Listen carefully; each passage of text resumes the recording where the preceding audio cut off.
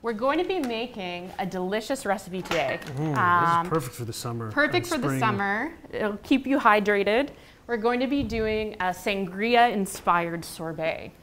There's no red wine, unfortunately, but lots of fruits. And sangria is a delicious, refreshing beverage that's usually based on a lot of different fruit. We're using the healthiest part of the wine, yeah, we're using the grapes.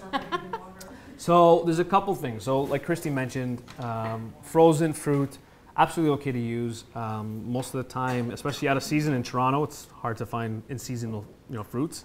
So the frozen strawberries, frozen, you can even find frozen grapes. You can definitely go with that. Or to freeze them yourself when they're in season and you've harvested a bunch is a great technique to learn and to use. So with grapes, for example, with any fruit, get the largest baking tray that will fit inside your freezer, line it with parchment paper, and just separate the fruit as best you can in an even layer, and then freeze until solid, so about an hour or 2 hours, and then you can transfer into like a sealable bag.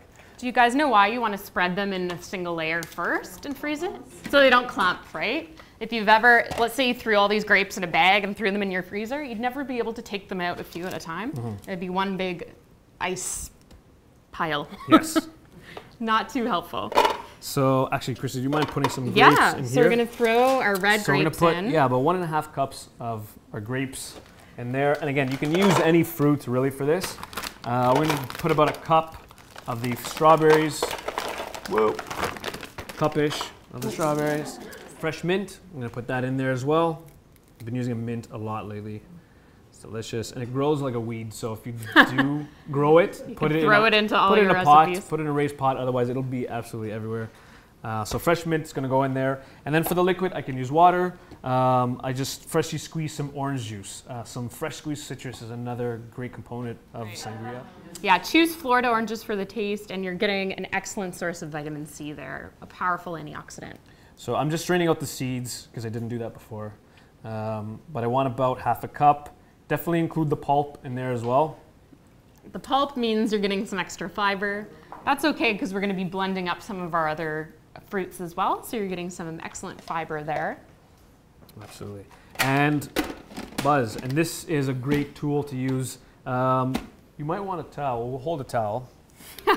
Don't want to ruin any more of Christy's dresses.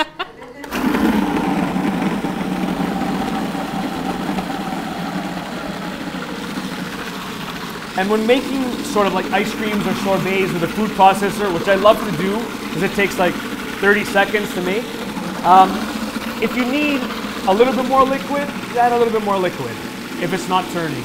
If it's too watery, add a little bit more frozen fruit. It's one of those games that you gotta kind of feel out a little bit.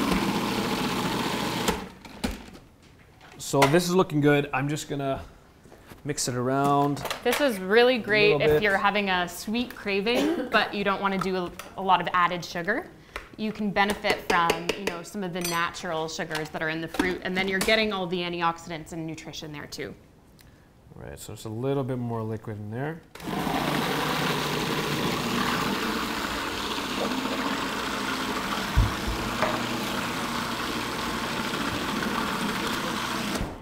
Perfect. And it's okay, I like leaving some chunks in there so you can see what the fruits are. Absolutely. If you want it more smooth, just keep going. You can keep going, but already at this point you can see like it's super slushy.